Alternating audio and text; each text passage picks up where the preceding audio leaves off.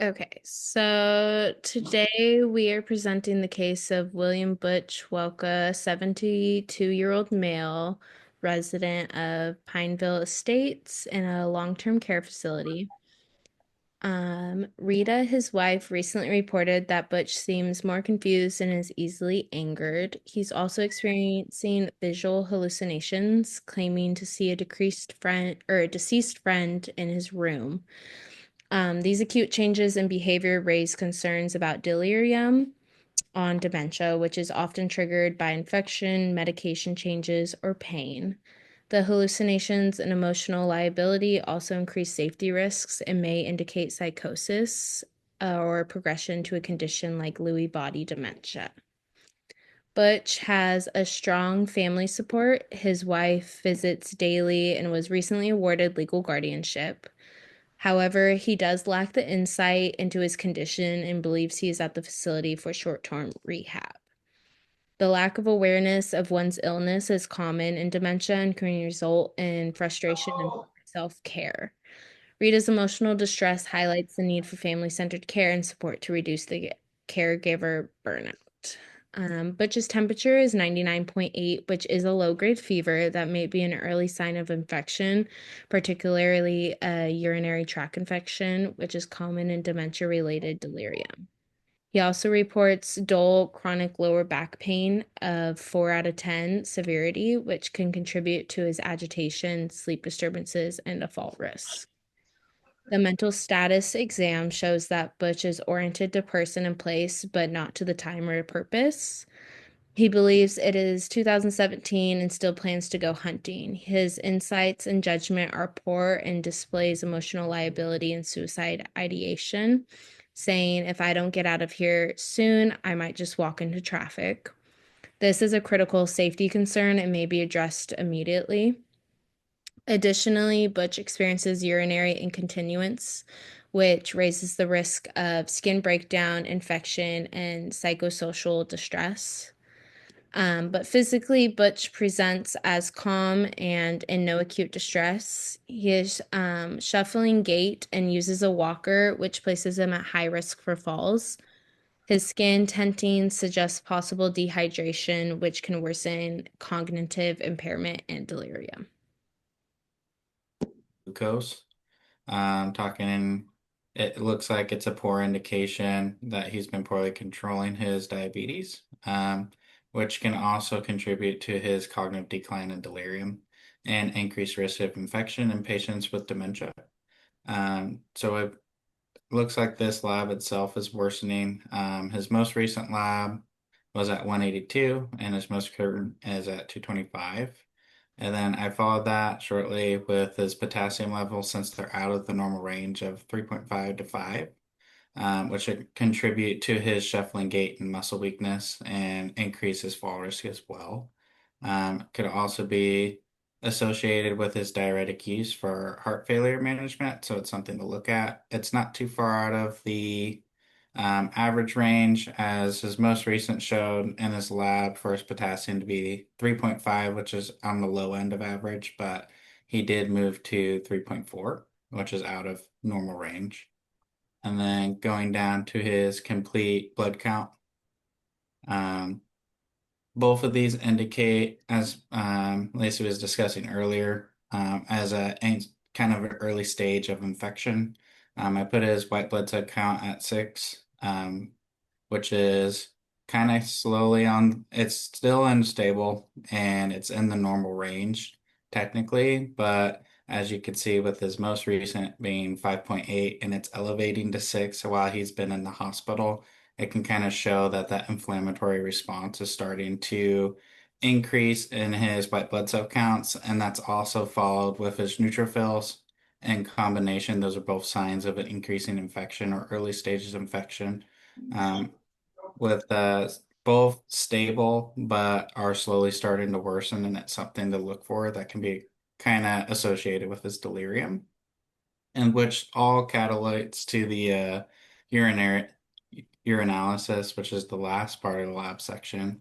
We've found that there's 4 WBCs indicating that the patient's inflammatory response is active and starting to fight infection in the body with his delirium and dementia, like we discussed earlier.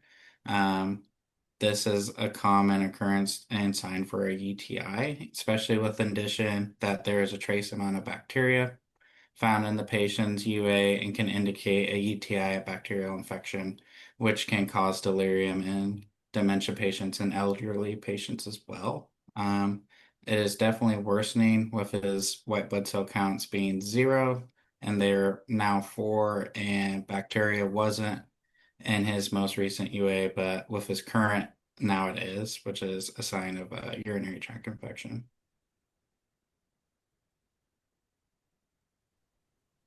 Okay, so putting it all together, after what Jacob and Lacey have shared, um, it is evident that Butch is experiencing delirium superimposed on dementia, or also known as DSD.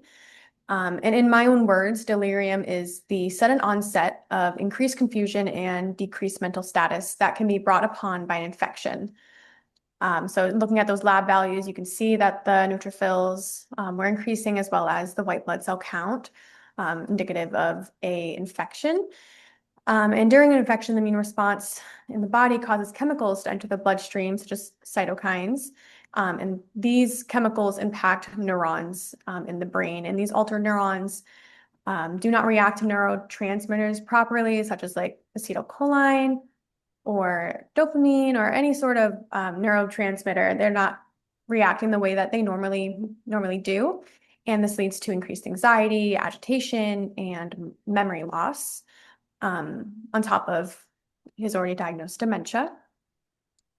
And going down, you can see some of the care provider orders, such as a neuropsychiatric evaluation, a UA. He also prescribed a few medications, such as Haldol, Tylenol, insulin, glargine, memantine, donepezil, and trazodone. So looking at a few of these, we'll start from the top. So this neuropsychiatric evaluation can be used to evaluate and assess his dementia and his hallucinations and his suicidal ideation while he is there at the hospital. This is definitely important to monitor and just kind of keep track and his trends while he is admitted. The UA is also important because he is experiencing a white blood cell count increase. It's important to kind of examine that and just kind of have since we had that baseline, kind of just compare and see how his infection is going. Haldol is used to help manage anxiety since he is experiencing some anxiety that could help him. The doctor also prescribed acetaminophen. This is helpful for his lower back pain since he was rating at a scale from 4 to 10. So that moderate or mild to moderate pain, this would be helpful for that. Because he is experiencing some high glucose levels of 224, the doctor prescribed insulin glargine to kind of control those blood glucose levels. Memantine was also prescribed, and it's an increase too, which helps to manage moderate to severe Alzheimer's disease and other neurodegenerative disorders. Donepezil was also ordered. This medication is used for dementia and helps prevent the progression of the disease. Trazodone, also prescribed, is a medication used to treat major depressive disorder. Butch was mentioning walking out into traffic and expressing suicidal ideations. So medications like this can help treat those disorders and those thoughts. And just to scroll down a little bit more. So for looking at all of this, your nursing priorities obviously would be to implement fall precautions like a bed alarm or ensuring the floor is clean of any clutter or hazards. And also just checking in on the patient, making sure that they're okay and that they're in their bed.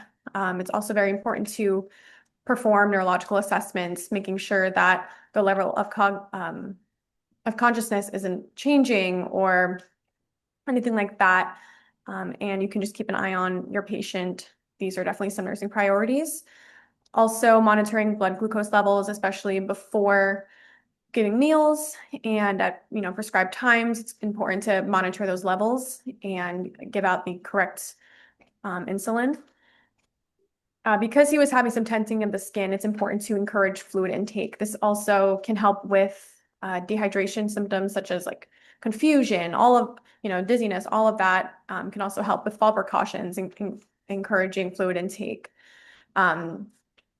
This is, highly important in patients with dementia because they might sometimes forget to drink water, and it's important to encourage that while he's in the hospital. And of course, performing your pain assessments before you give out the Tylenol. But because it is scheduled PRN, it's important to be asking your patient if they're experiencing any pain and how they rate it, and just kind of staying on top of that because pain can escalate into more agitation. And it's important to kind of be on top of that so everyone is happy and there's improved comfort for the patient. And my last part was the psychosocial priorities and obviously assessing for the patient's suicidal ideation daily, if not, throughout your entire shift, just making sure, checking in, being there and providing that therapeutic communication and taking a minute and sitting down and talking with him. And if he is having that, just, having those questions and asking why, and just taking the time to understand and implement immediate interventions if something does come up, and also implementing routine and planned activities is really important with people who have dementia. Routines can help limit those like episodes of anxiety and agitation. It creates a more structured day. I know for me, I like to have routine and it helps me kind of be more relaxed, start my day. And I'm sure patients that have dementia, this is also very important for them too. Okay. Okay, for the education and discharge planning, a couple of things we said for education is prioritizing educating the spouse who is primarily helping this patient. So education on the progression of dementia and what this is going to look like, and preparing her, making sure she has an understanding of what to expect living with a spouse with dementia. What this would include is just teaching about the subject, about the confusion, possible hallucinations, and some behaviors that can be involved, and possible agitation. And then just making sure that she understands that this is not anyone's fault and that this is just part of having dementia, and that she should not feel at fault if there's agitation. Another thing that's important to educate on is client safety. So making sure the living environment stays safe. And by this, we mean like moving any clutter, any tripping hazards, just because the hallucinations that can come can disturb the vision and make potential tripping hazards. And then also making sure their living place stays locked. So there's not any like elopement or wandering. Like we mentioned earlier, he was talking about wandering into the street, and that's something that we would like to avoid. So just providing different examples of how to make the home more safe. And then last, or second to last, medication administration.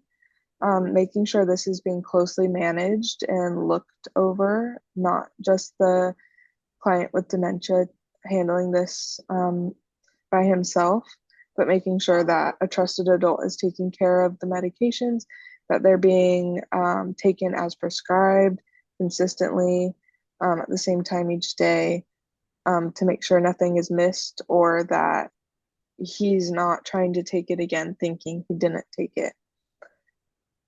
And then just overall creating a support system, making sure that the wife is okay to take on the role of supporting her spouse, and kind of checking in that all the boxes are checked, and if any more help is needed to help navigate that, such as home health nurses or a memory care facility, just to make sure that everything's been taken care of for the client. And that is everything on our presentation.